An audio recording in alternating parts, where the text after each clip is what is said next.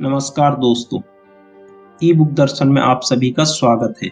यहाँ आपको मिलेगी कंप्लीट ऑडियो बुक समरी, तो बने रहिए हमारे साथ। दोस्तों, क्या आप कोई स्टार्टअप करना चाहते हैं? क्या आप छोटे से आइडिया से एक बड़ा बिजनेस ब्रांड बनाना चाहते हैं? या फिर आप किसी प्रोफेशन में हैं तो आप एक बिजनेस को समझना चाहते हैं कि क्यों कोई बिजनेस एक छोटे से आइडिया से भी एक ब्रांड में बदल जाता है। वहीं दूसरी ओर एक अच्छी वेल क्वालिफाइड और हार्ड वर्किंग टीम होने के बावजूद भी कोई बिजनेस फेल हो जाता है। 90% स्टार्टअप एक अच्छी प्लानिंग से स्टार्ट होते हैं, लेकिन फिर भी 10% स्टार्टअप ही सक्सेसफुल हो पाते हैं। वह ऐसी क्या गलती करते हैं? अगर आप यह सब समझना चाहते हैं और गलतियों से सीखकर एक खुद का बिजनेस स्टार्ट करना चाहते हैं तो यह वीडियो आपके लिए है। दोस्तों, आज हम बात करने वाले हैं बिजनेस की सर्वश्रेष्ठ किताबों में से एक द लीन स्टार्टअप बुक की, जिसके ऑथर है एरिक राइस। एरिक राइस ने यह किताब अपने पहले स्टार्टअप में मिली असफलता के बाद लिखी और उन्होंने अपने स्टार्टअप में की हुई गलतियों और अनुभव से सीखते हुए वह सब महत्वपूर्ण बातों को इस बुक में लिख दिया। यह बुक आपको गाइड करेगी कि आपको कैसे एक स्टार्टअप को एक बड़े बिजनेस ब्रांड में कन्वर्ट करना है। यह बुक आपको अंधेरे में एक टॉर्च के समान है, क्योंकि जब आप कोई भी बिजनेस स्टार्ट करते हो तो वह आपके लिए अंधेरे में निशाना लगाने के बराबर ही होता है, क्योंकि आपको पता नहीं होता कि आपका प्रोडक्ट मार्केट में लोगों को पसंद आएगा या नहीं। जब आपके दिमाग में कोई आइडिया होता है किसी प्रोडक्ट या सर्विस के बारे में, तब आप बहुत एक्साइटेड होते हैं कि आप सोचते हैं कि यह आइडिया बहुत यूनिक है। इसके मार्केट में आते ही सभी लोग इसे पसंद करेंगे और इसे अपना लेंगे। लेकिन आपकी बिजनेस की सफलता इस बात पर निर्भर करती है कि वास्तव में लोग उस प्रोडक्ट को अपना रहे हैं या नहीं। फिर फर्क नहीं पड़ता कि आपका प्रोडक्ट कितना अच्छा है, फर्क इस बात से पड़ता है कि लोगों को इसकी ज़रूरत है या नहीं, या लोग इसे अपनाते हैं या नहीं। जरा सोचो, आपने किसी प्रोडक्ट को तैयार करने में, उसे बेहतर बनाने में बहुत सारा इन्वेस्टमेंट किया और एक बहुत बढ़िया टीम लगाई। मतलब आपने सारे रिसोर्सेस को प्रोडक्ट को तैयार करने में लगा दिए, और जब वह प्रोडक्ट मार्केट में लॉन्च हुआ तब लोगों द्वारा नकार दिया गया। तब आपके साथ बहुत बुरा होता है, क्योंकि तब आप बहुत कुछ खो चुके होते हैं, अपने सारी रिसोर्स, एनर्जी, टाइम। बस इसी सिचुएशन से बचने के लिए लीन स्टार्टअप कॉन्सेप्ट काम में आता है। इस कॉन्सेप्ट में आप बहुत थोड़े इन्वेस्टमेंट से प्रोडक्ट पूरी तरह तैयार होने से पूर्व ही आप यह पता लगा सकते हैं कि यह प्रोडक्ट मार्केट में चलेगा या नहीं। यदि आपको मार्केट एनालिसिस से यह पता लगता है कि यह प्रोडक्ट की वास्तव में डिमांड है, तब आप अपनी फुल इन्वेस्टमेंट और एनर्जी को लगाकर प्रोडक्ट को और बेहतर बनाते हैं। यदि आपको पता लगता है कि इस प्रोडक्ट की लोगों में डिमांड ही नहीं, या इसमें लोग इंटरेस्टेड ही नहीं होंगे, आप चाहे कितना भी बढ़िया प्रोडक्ट निकालें, तब आप उस प्लान को, उस आइडिया को वहीं पर बंद कर सकते हैं, जिससे आपकी एनर्जी व रिसोर्स बच जाएंगे और आप एक बड़े नुकसान से बच जाएंगे। बस यही लीन स्टार्टअप का कॉन्सेप्ट है कि प्रोडक्ट को पूरी तरह तैयार होने से पूर्व प्रोडक्ट की मार्केट डिमांड के बारे में पता करें और उस बेस पर प्रोडक्ट को बनाना है या नहीं, यह तय करना है। आप लीन स्टार्टअप कॉन्सेप्ट की मदद से बहुत कम पैसों में सिर्फ एक आइडिया से एक बड़ा बिजनेस ब्रांड खड़ा कर सकते हैं। लीन स्टार्टअप कॉन्सेप्ट इसमें आपकी मदद करता है। आगे हम लीन स्टार्टअप के कॉन्सेप्ट को और अच्छे से समझने के लिए इसे 7 चैप्टर में एक एक करके समझेंगे। Chapter 1, the reason behind success और फेलियर। हर कोई एक अच्छा स्टार्टअप करना चाहता है, एक अच्छी सक्सेस पाना चाहता है, जो कि सही भी है, क्योंकि हर एक अच्छे सफल बिजनेसमैन के पीछे उसके स्टार्टअप की सफलता ही होती है। लेकिन क्यों कुछ स्टार्टअप बिलियंस ऑफ डॉलर का बिजनेस कर पाते हैं और कुछ स्टार्टअप कुछ ही समय के बाद फेल हो जाते हैं? जब हम सफल लोगों के इंटरव्यूज़ या उनके आर्टिकल के बारे में पढ़ते हैं तो हमें पता चलता है कि उन सब ने अपने बिजनेस की शुरुआत एक छोटे से आइडिया से ही की थी। उनके पास बहुत बढ़िया टीम होने के कारण वे सफलता हासिल कर सके। लेकिन क्या सारे स्टार्टअप सफल हो पाते हैं? नहीं। 90% स्टार्टअप एक अच्छे रिसोर्स, अच्छी टीम होने के कारण भी सफल नहीं हो पाते। इसी प्रकार की असफलता इस बुक के राइटर एरिक राइस के साथ हुई। उन्होंने भी एक स्टार्टअप की शुरुआत की जिसमें वे कुछ जॉब पोर्टल की वेबसाइट बनाना चाहते थे जिसमें एम्प्लॉय और एम्प्लॉयर के बीच कनेक्शन हो सके। उन्होंने अपने दोस्तों के साथ एक अच्छी वेल क्वालिफाइड और हार्ड वर्किंग टीम से शुरुआत की। उन्होंने वह सब कुछ किया जो एक सक्सेसफुल स्टार्टअप के लिए ज़रूरी था। उन्होंने एडवर्टाइजमेंट, मार्केटिंग से लेकर प्रेस कॉन्फ्रेंस तक सब कुछ अपनी वेबसाइट के बारे में लोगों को जानकारी दी। सब सोच रहे थे कि यह एक अच्छा आइडिया है और बहुत जल्दी एरिक राइस बिलियनियर बन जाएंगे। लेकिन मार्केट में लॉन्च होने के कुछ महीनों बाद ही उनका स्टार्टअप बुरी तरह फेल हो गया। वह मार्केट से गायब ही हो गया, जैसा कि 90% बिजनेस के साथ होता है। एरिक राइस के साथ भी यही हुआ। उन्होंने इस फेलियर से सीखा और पता लगाया कि उनका स्टार्टअप फेल क्यों हुआ। तब उन्हें इनका आंसर मिल गया। इस बार फिर एरिक ने एक बिजनेस स्टार्टअप का फैसला लिया, लेकिन इस बार बिना किसी प्लानिंग और ज़्यादा इन्वेस्टमेंट के अपना प्रोडक्ट मार्केट में लॉन्च कर दिया। यदि हम बड़े बिजनेसमैन की माने तो यह एक बहुत बड़ी गलती जैसा लगता है कि बिना किसी product planning, without any perfection, market में प्रोडक्ट कैसे लॉन्च कर सकते हैं। हमारे हिसाब से तो प्रोडक्ट पूरी तरह रेडी होने के बाद ही मार्केट में लॉन्च किया जाना चाहिए। एरिक राइस का स्टार्टअप एक वर्चुअल वर्ल्ड बनाने का था जिसमें लोग अपनी सारी ज़रूरत की चीज़ें खरीद सकते थे, शॉपिंग कर सकते थे और एक दूसरे से गेम में मिल सकते थे। जैसा कि यह पूरी तरह तैयार नहीं था, मार्केट में लॉन्च कर दिया गया, जिससे लोगों ने इनमें कमियां निकालना चालू कर दिया। इस अवसर का फ़ायदा उठाते हुए एरिक ने लोगों से कहा कि आप सब लोग इसमें कमियां निकालें, और फिर क्या, लोगों ने वैसा ही किया। जिसके बाद एरिक राइस के पास कस्टमर फीडबैक का भंडार था। फिर उन्होंने एक स्ट्रॉन्ग टीम बनाई और उन सारी कमियों को सॉर्ट आउट करने को कहा। कुछ ही समय बाद यह प्रोडक्ट इम्प्रूव होता गया और यह एक एक्सीलेंट स्टार्टअप में कन्वर्ट हो गया और एरिक राइस का बिलियनियर बनने का सपना पूरा हो गया। लीन स्टार्टअप का मतलब है कि बिना किसी ज़्यादा इम्प्रूवमेंट के प्रोडक्ट को लॉन्च करो, गलतियां करो और उन गलतियों के फीडबैक के अनुसार प्रोडक्ट में सुधार करो, जिससे उन चीज़ों में सुधार होगा जिनकी लोगों को ज़रूरत है। एरिक राइस के पहले स्टार्टअप फेल होने की मेन वजह यह थी कि उन्होंने ट्रेडिशनल स्टार्टअप की तरह पहले प्रोडक्ट को रेडी कर लिया, पूरी तैयारी कर ली, फिर मार्केट में उतारा। लेकिन यही उनकी सबसे बड़ी गलती थी, क्योंकि हमारा बिजनेस लोगों की इच्छाओं पर डिपेंड करता है कि लोगों को क्या चाहिए। लेकिन यहाँ एरिक ने अपनी इच्छानुसार प्रोडक्ट बनाया और कस्टमर को सर्व किया। यदि हम अपनी इच्छाएं कस्टमर पर थोपते हैं तो कस्टमर इसे निगलेक्ट कर देगा, जैसा कि एरिक के पहले बिजनेस के साथ हुआ। लेकिन यही सुधार उन्होंने जब अपने सेकेंड स्टार्टअप में किया, तब उन्होंने इनकम्प्लीट प्रोडक्ट मार्केट में लॉन्च कर दिया, जिससे लोगों ने अपनी पसंद के अनुसार उसमें कमियां निकाली और फिर एरिक ने उसे इम्प्रूव किया। अब प्रोडक्ट कस्टमर फ्रेंडली बन चुका था, ना कि Eric friendly.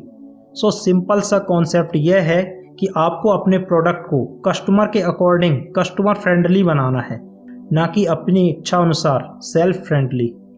Chapter 2, MVP principle. MVP का मतलब है मिनिमम वाइबल प्रोडक्ट।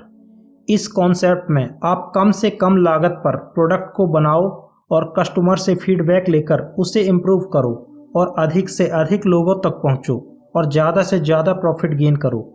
आप सोच रहे होंगे कि जब प्रोडक्ट में एक्सीलेंसी नहीं होगी और आप मार्केट में लॉन्च करोगे तो मार्केट में आपका प्रोडक्ट अच्छा नहीं होगा और आपका बिजनेस फेल हो जाएगा। लेकिन जब आप बिजनेस स्टार्टअप करते हो तब आपको मार्केट का आइडिया नहीं होता, इसलिए आप कम पैसे पर पहले प्रोडक्ट को लॉन्च करो, फिर कस्टमर रिएक्शन को देखो और उस अनुसार अपने प्रोडक्ट में सुधार करो। यहाँ हम आपको ऐसे 5 रीज़न बताएंगे कि क्यों MVP किसी भी स्मॉल स्टार्टअप के लिए बहुत ज़रूरी है। Number 1, low cost investment. जब आप प्रोडक्ट को कम परफेक्शन के साथ मार्केट में लॉन्च करते हो तब उस प्रोडक्ट पर खर्च होने वाली कॉस्ट कम हो जाती है और आपका प्रोडक्ट मार्केट में लॉन्च भी हो जाता है, जिससे आपको मार्केट का आइडिया हो जाता है कि मार्केट इसे एक्सेप्ट करेगा या नहीं। Number 2, minimum risk.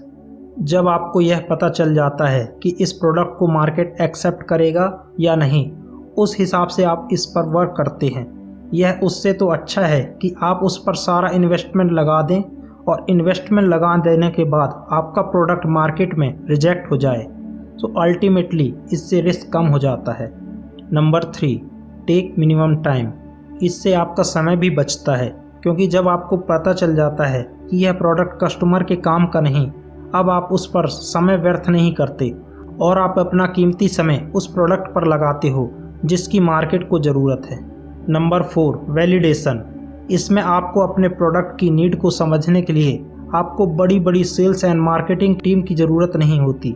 इससे आपको जल्दी फीडबैक मिल जाता है। Number 5, good message to customer. यदि आप किसी बिजनेस पर हैं तो आपके लिए कस्टमर टॉप प्रायोरिटी पर है, लेकिन जब आप कस्टमर की डिमांड और उसकी इच्छानुसार अपने प्रोडक्ट पर सुधार करते हैं, तब आपका कस्टमर भी आपके प्रोडक्ट से हैप्पी होता है और कस्टमर का ट्रस्ट आपके प्रोडक्ट पर और अधिक बनता है।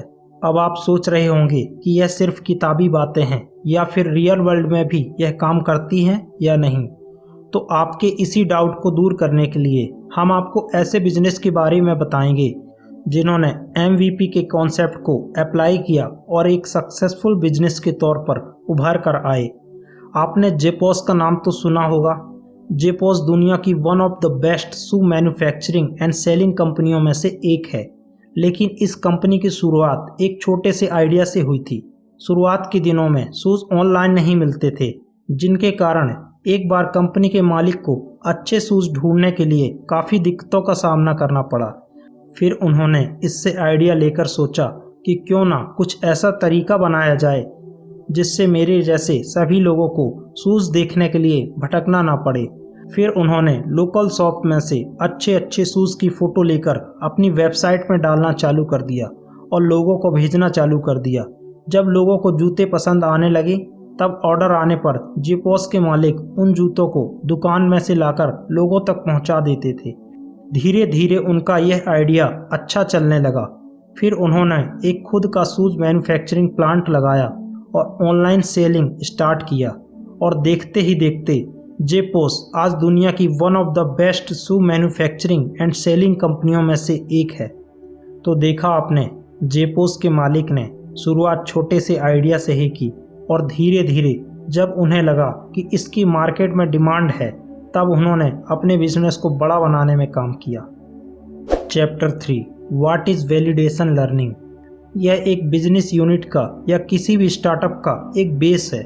जिस प्रकार किसी बिल्डिंग पर उस पर लगी हुई ब्रिक्स की इम्पोर्टेंस होती है, ठीक इसी प्रकार बिजनेस पर वैलिडेशन लर्निंग की इम्पोर्टेंट होती है, क्योंकि आपका कोई भी बिजनेस बहुत सारी छोटी छोटी वैलिडेशन लर्निंग के कारण ही एक ब्रांड बन पाता है। वैलिडेशन लर्निंग का मतलब है जब आप एक प्रोडक्ट को लॉन्च करते हो तो समय के साथ बाजार और कस्टमर के फीडबैक को देखकर उसमें सुधार करते हो और आप अपनी की हुई गलतियों से सीखते हो। जब आप इस प्रोसेस को लगातार दोहराते हो, तब जाकर आपका प्रोडक्ट एक बेहतर प्रोडक्ट बन जाता है। इसी को वैलिडेशन लर्निंग कहते हैं। आपका रेवेन्यू और बिजनेस ग्रोथ यूज़र इंगेजमेंट के फीडबैक पर निर्भर करता है, जिसका टाइम पर सॉल्यूशन करने पर आपके प्रोडक्ट की वैलिडिटी बढ़ती है और साथ ही साथ कस्टमर का ट्रस्ट भी बढ़ता है। जब आप वैलिडेशन लर्निंग को अपने बिजनेस पर इम्प्लीमेंट करते हैं, तब आपको कस्टमर फीडबैक मिलना स्टार्ट हो जाता है और आप फिर उसी अनुसार इम्प्रूवमेंट करते हो और आपका प्रोडक्ट मार्केट में पॉपुलर हो जाता है। वैलिडेशन लर्निंग का सबसे बड़ा फ़ायदा यह है कि आपके प्रोडक्ट की कॉस्ट भी कम हो जाती है। यहाँ हम समझेंगे कि वैलिडेशन लर्निंग से प्रोडक्ट कॉस्ट कम होने का क्या संबंध है। देखो, यदि आपने कोई प्रोडक्ट बनाया जिसमें 10 फीचर्स आपने शामिल किए, लेकिन कस्टमर को सिर्फ 6 ही फीचर्स चाहिए, बाकी के 4 फीचर उसके किसी काम के नहीं, तब आप अगली बार उसमें सिर्फ 6 ही फीचर्स डालोगे जिसकी कस्टमर को ज़रूरत है, जिससे 4 फीचर की कॉस्ट आपकी कम हो जाएगी और प्रोडक्ट का कस्टमर सेटिस्फेक्शन भी बढ़ जाएगा। लेकिन वैलिडेशन लर्निंग एक क्रिटिकल प्रोसेस भी है, क्योंकि जब आप इसे इम्प्लीमेंट करते हैं तब आपको कुछ ऐसे सजेशन या फीडबैक भी आते हैं जिसको इम्प्लीमेंट करना आपके लिए आसान नहीं है, वह आपके बिजनेस के लिए सही नहीं। इसीलिए यहाँ पर आपको एक उचित निर्णय लेने होंगे जो कस्टमर और आपके बिजनेस के लिए उचित हो।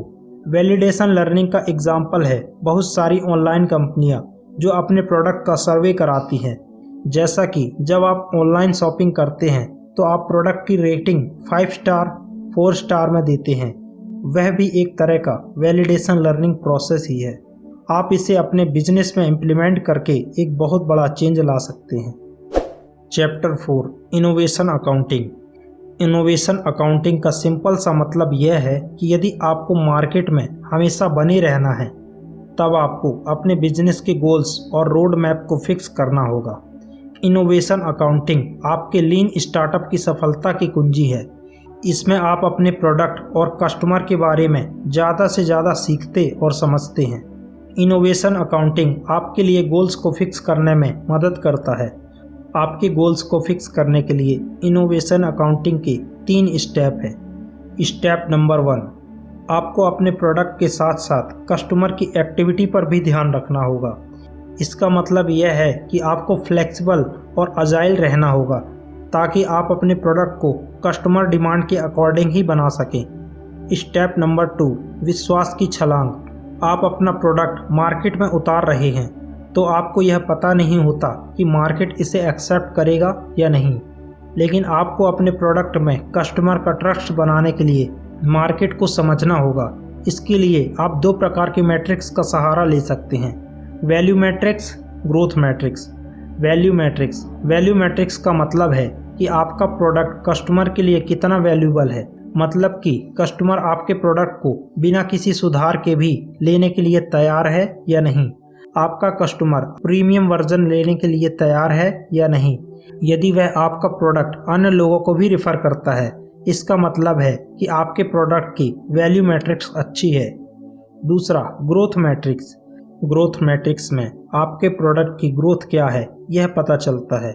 यदि आपका प्रोडक्ट लेने के बाद लोग एक दूसरे को आपके प्रोडक्ट के बारे में बता रहे हैं, मतलब आपका प्रोडक्ट अच्छा है। यदि आपके प्रोडक्ट में कोई नेगेटिव इफ़ेक्ट होने के बाद भी लोग इसे इग्नोर कर यूज़ कर रहे हैं, अब आपके प्रोडक्ट की value matrix and growth matrix अच्छी है तो आपका प्रोडक्ट एक दमदार प्रोडक्ट है, यह मार्केट में अच्छा परफॉर्म करेगा। स्टेप नंबर 3, आपके प्रोडक्ट की बाज़ार में स्थिति क्या है। इसी के अनुसार आपकी भविष्य में इनकम निश्चित होती है। इनोवेशन अकाउंटिंग के जरिए आप मैट्रिक्स फार्मूला से आप अपने प्रोडक्ट के बारे में सारा डेटा कैलकुलेट कर सकते हैं, जिससे आपके प्रोडक्ट और डेवलपमेंट टीम के लिए एक अच्छा डाटा मिल जाता है, जिससे वे बाजार का एनालिसिस करके आपके प्रॉफिट बढ़ा देते हैं। Chapter 5 matrix and importance in startup. हमने पिछले चैप्टर में मैट्रिक्स शब्द सुना था और इस चैप्टर में भी मैट्रिक्स के बारे में बात करेंगे, लेकिन इससे पहले यह समझते हैं कि मैट्रिक्स क्या है। मैट्रिक्स कुछ नहीं बल्कि एक मेजरमेंट का तरीका है। यह एक तरह का मेजरिंग इंस्ट्रूमेंट है। मैट्रिक्स या मेजरमेंट को किसी भी लीन स्टार्टअप का हार्ट कहा जाता है। यदि आपके बिजनेस पर किसी प्रकार का मैट्रिक्स या उसे नापने का तरीका नहीं है कि आप ऊपर जा रहे हैं या नीचे, तो आप बिजनेस नहीं कर सकते, क्योंकि वह कहते हैं ना कि if you can't measure it you can't improve it. मतलब जब आप किसी चीज़ को नाप नहीं सकते तब आप उसमें सुधार भी नहीं कर सकते। मतलब मैट्रिक्स एक तरह का इंडेक्स है कि आप कैसा परफॉर्म कर रहे हैं। यह कॉन्सेप्ट हर जगह लागू होता है। यदि आप स्कूल कॉलेज में हैं तो आपका स्कोर कार्ड भी एक तरह का मैट्रिक्स है जो यह शो करता है कि आप स्टडी में कैसा परफॉर्म कर रहे हैं। हर जगह मैट्रिक्स काम आती है। बिजनेस को बड़ा बनाने और इसे ट्रैक करने के लिए इसे 2 भागों में बांटा गया है, वैनिटी मैट्रिक्स, एक्शनेबल मैट्रिक्स। यदि वैनिटी मैट्रिक्स और एक्शनेबल मैट्रिक्स की बात की जाए तो बहुत से बिजनेस सिर्फ वैनिटी मैट्रिक्स पर डिपेंड करते हैं, जो कि बिजनेस के लिए सही नहीं, क्योंकि वैनिटी मैट्रिक्स सिर्फ डाटा देती है और यह डाटा आपके लिए सही है या नहीं यह पता नहीं चलता। देखिए, यदि आपने कोई वेबसाइट बनाई जिस पर लोग आकर विजिट करते हैं, जिससे आपको सिर्फ यह पता लगेगा कि कितने लोग आ रहे हैं, तो यह एक वैनिटी मैट्रिक्स है। लेकिन वह लोग कितनी देर तक रुक रहे हैं, उनका रिएक्शन क्या है, यह सब आपको वैनिटी मैट्रिक्स से पता नहीं चलेगा। सिर्फ नंबर देखकर आप खुश हो सकते हैं, जबकि एक्शनेबल मैट्रिक्स पर हम क्वांटिटी से ज़्यादा क्वालिटी पर फोकस करते हैं। इसमें हम हर छोटे से छोटे फीडबैक पर वर्क करते हैं।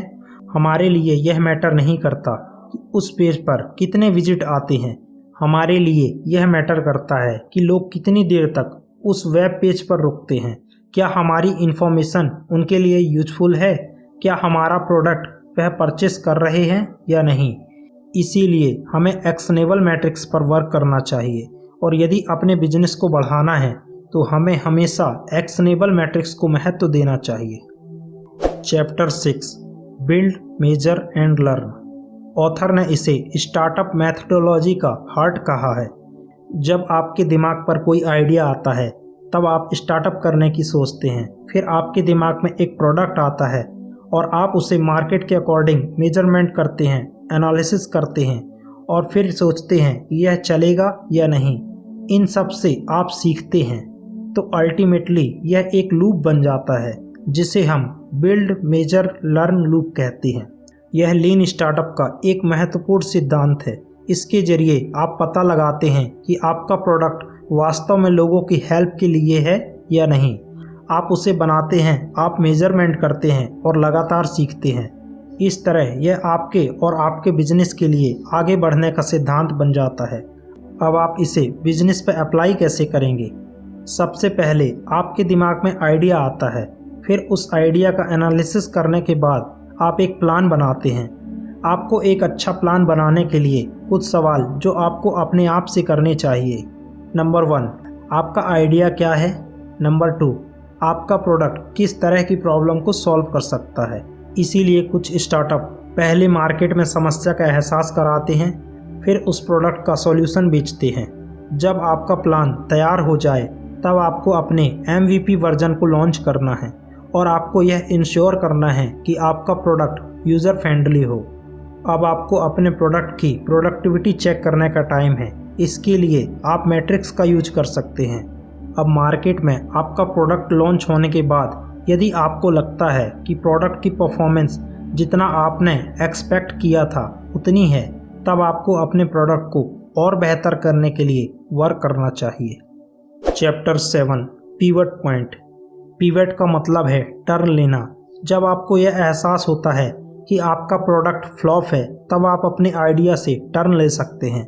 यदि मार्केट में लॉन्च करने के बाद हमारा प्रोडक्ट मार्केट में फ्लॉप हो जाता है, तब हमें पिवट कर देना चाहिए या फिर दूसरे आइडिया पर वर्क करना चाहिए। पिवट करना अंत नहीं, बल्कि यह बहुत इम्पॉर्टेंट है आपके बिजनेस की सक्सेस के लिए। आपने थॉमस एल्वा एडिसन के बारे में तो सुना होगा। कहते हैं उन्हें 999 बार असफलता मिली, लेकिन उन्होंने 999 बार पिवट किया और अंत में उन्हें सफलता मिली। तो उन्होंने भी पिवट का यूज किया। सक्सेसफुल पर्सन और अनसक्सेसफुल पर्सन के बीच का अंतर यही होता है कि सक्सेसफुल पर्सन जानता है कि उसे कब रुकना है और उसके लिए क्या काम करेगा। एरिक राइस ने पिवट को 6 भागों में डिस्ट्रीब्यूट किया है। Number 1, zoom pivot. जब आपके प्रोडक्ट का सिर्फ एक ही फीचर्स अन्य प्रोडक्ट के सभी फीचर्स में शामिल हो। Number 2, customer segment pivot. आप अपने प्रोडक्ट में मॉडिफिकेशन करके अधिक से अधिक कस्टमर तक पहुंच सकते हैं। Number 3, customer need pivot. आपका प्रोडक्ट कस्टमर के डिमांड के अकॉर्डिंग होना चाहिए। आप उसमें से सब फीचर हटा सकते हैं जो कस्टमर को नहीं चाहिए। Number 4, platform pivot. कुछ प्रोडक्ट एक एप्लीकेशन के तौर पर स्टार्ट होते हैं, लेकिन बाद में एक पूरा इकोसिस्टम बन जाते हैं। तो यह आपके प्रोडक्ट के लिए अच्छा है। जैसा कि फेसबुक के साथ हुआ था, यह स्टार्ट हुआ था एक एप्लीकेशन के साथ, लेकिन आजकल बड़ी बड़ी कंपनियां और पॉलिटिकल पार्टियां भी अपने एजेंडा के लिए फेसबुक का यूज करती हैं। Number 5, business architect pivot. यदि आपका प्रोडक्ट कम कॉस्ट पर बनाकर हाई प्रॉफिट मार्जिन में बेचा जा सकता हो। Number 6, value capture pivot. आपको अपने प्रोडक्ट की वैल्यू में किसी भी प्रकार का कंप्रोमाइज़ नहीं करना। आपका प्रोडक्ट जिस चीज़ के लिए जाना जाता है, आपको वह ट्रस्ट बना के रखना है। Thanks for watching this video. अगर आप भी अपने जीवन में सकारात्मक परिवर्तन चाहते हैं तो अभी हमारे चैनल को सब्सक्राइब कर लीजिए, क्योंकि इस चैनल पर हम आपकी सफलता के लिए बेस्ट बुक समरीज लेकर आते हैं और आपके एक लाइक एंड सब्सक्राइब करने से हमें मोटिवेशन मिलता है। धन्यवाद। ebooktdarshan.com